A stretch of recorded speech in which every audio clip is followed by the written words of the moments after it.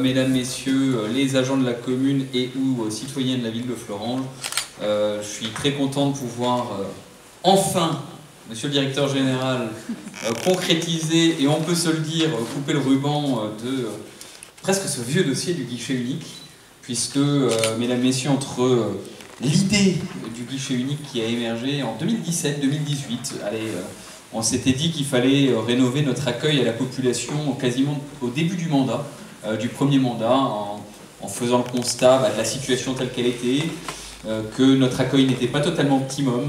Nous faisions le constat que le mobilier n'était pas forcément très chaleureux. Nous faisions le constat que notre accueil à la population, entre parfois le nombre d'agents que nous mettions à disposition du public, derrière le mobilier qui était en place, à travers également les compétences, puisqu'on avait perdu les cartes d'identité, les passeports.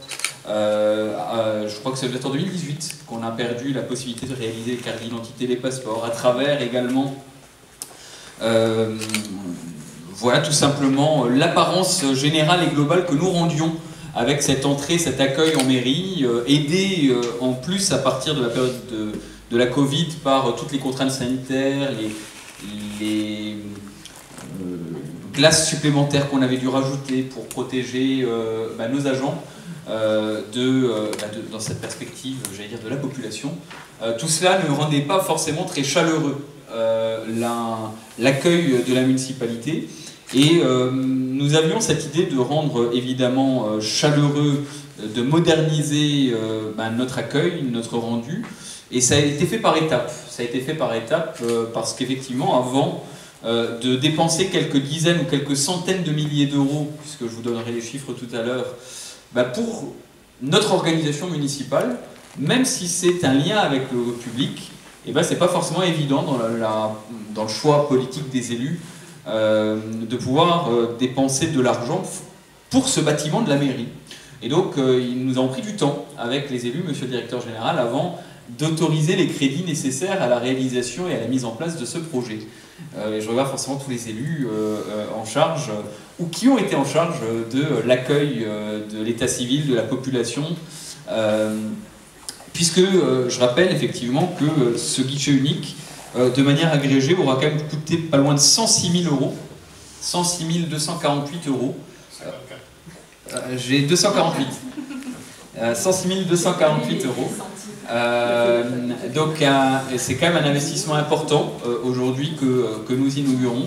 C'était un véritable choix qui a été fait par les élus de la ville de Florence que de pouvoir attribuer bien sûr un accueil à la population véritablement moderne.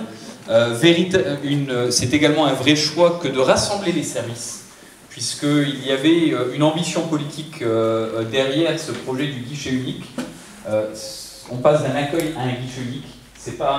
L'élément de langage est important, car oui, l'enjeu c'était d'éviter, comme nous en avions l'habitude à Florence.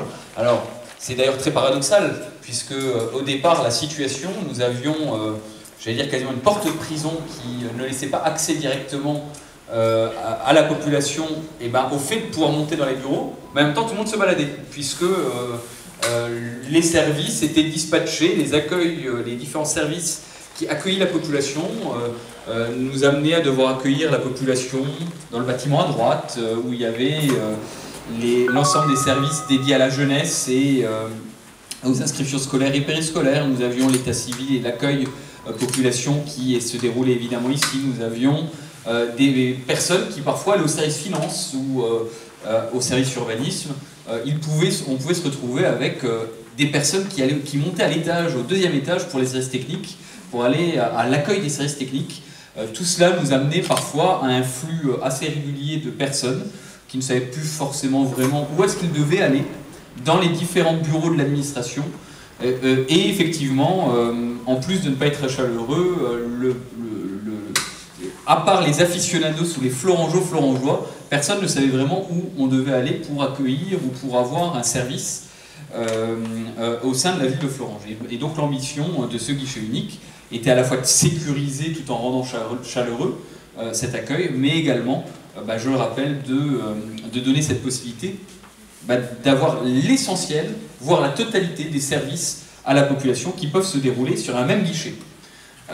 Une ambition à la fois simple et un vrai défi organisationnel, monsieur le directeur général, puisque il a fallu prendre le temps d'harmoniser une fois la décision politique prise, puisque la décision a été prise véritablement à partir de 2021. Et il a fallu, à partir de 2021, une fois qu'on a mis des crédits au budget qu'on n'a pas consommé pendant 2 années, pourquoi? Parce qu'il a fallu organiser le service, faire en sorte, Madame la DGA, que tout cela tienne, puisque il fallait rassembler les services des inscriptions scolaires, périscolaires et du service état civil. Il a fallu avoir la possibilité de pouvoir avoir la carte d'identité et les passeports qui reviennent en mairie pour la ville de Fleuranges. Il a fallu pouvoir travailler, j'allais dire, et mettre tous ces services en coordination, trouver des procédures pour les menues affaires administratives de l'urbanisme, pour que cela puisse se dérouler également ici. Il a fallu, je le rappelle également, faire en sorte que les services d'inscription des salles du complexe de Bettange puissent revenir également à cet accueil. Tout cela a pris du temps, parce qu'effectivement, progressivement, il a fallu que toutes ces fonctions, toutes ces missions reviennent dans le même espace. Et après, il a fallu le temps des travaux, monsieur l'adjoint, madame la directrice, mesdames, messieurs des services techniques, il a fallu effectivement faire des travaux. Et je me souviens, mais c'est avec un peu d'humour, puisqu'il faut prendre les choses avec de l'humour, que la première fois qu'on en a discuté avec Christelle, Christelle nous annonçait un délai d'1 mois à 6 semaines. J'avais vu large.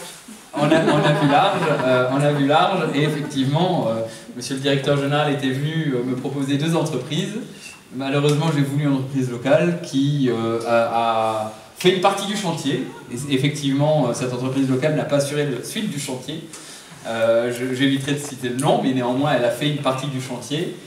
Et derrière, comme on est souvent servi par nous-mêmes, et mieux servi par nous-mêmes, les services techniques de la ville ont quand même fait l'essentiel du chantier. Et je crois qu'on peut se valoriser d'avoir des compétences en interne. Je le dis encore une fois, on a eu l'occasion de le dire pour la salle Aubépine quand on a inauguré cette belle salle Aubépine qui a été rénovée par le service technique. Là aussi, on peut se dire qu'en dehors de l'intervention, de l'agrandissement fait par l'entreprise Global Réalisation, qui a quand même fait cet agrandissement global,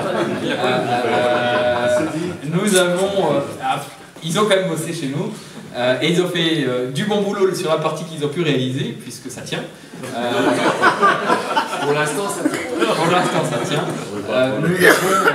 Nous avons fait en régie tout le reste, sauf effectivement l'entreprise Atom Énergie pour les travaux d'électricité, APIB pour les sols et les portes de l'entreprise Fortune qui devrait arriver dans les semaines qui arrivent pour l'ensemble des menuiseries supplémentaires qui ont été commandées. Donc je me permets de le dire.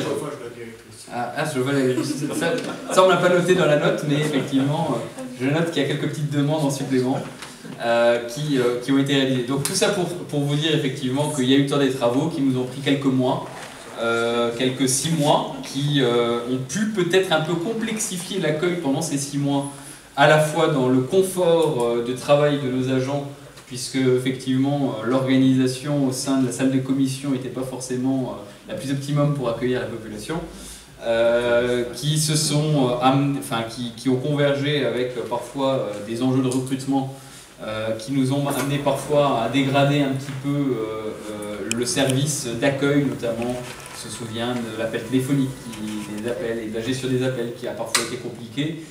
Maintenant, toutes les conditions sont là pour que ça se passe bien, et je crois qu'on peut être fier quand même, maintenant que c'est fini, du travail réalisé. Et je crois qu'on peut vraiment féliciter l'ensemble des services qui ont contribué, puisque c'est un beau travail collectif, à la fois bien évidemment des services techniques, mais également de l'ensemble de la direction générale pour la gestion, l'organisation, le pilotage de ces convergences, et qui nous permettent maintenant et qui permettent à l'ensemble des services d'accueil à la population de ce guichet unique sous la houlette de son directeur, de ses responsables et bien évidemment de l'ensemble des agents, de pouvoir accueillir sereinement et je pense dans les meilleures conditions aujourd'hui la population de Fleuranges. Donc mesdames, messieurs, je crois qu'on peut être véritablement très fiers du travail réalisé, et on prend notre temps pour faire un beau projet mais aujourd'hui, de 2017 à avril 2024, à mai 2024, je crois qu'on peut surtout dire que le résultat est là, et on a clairement contribué à améliorer l'accueil et le service de la population. Donc, mesdames, messieurs, je crois qu'on peut applaudir l'ensemble des services qui ont contribué à ce beau travail.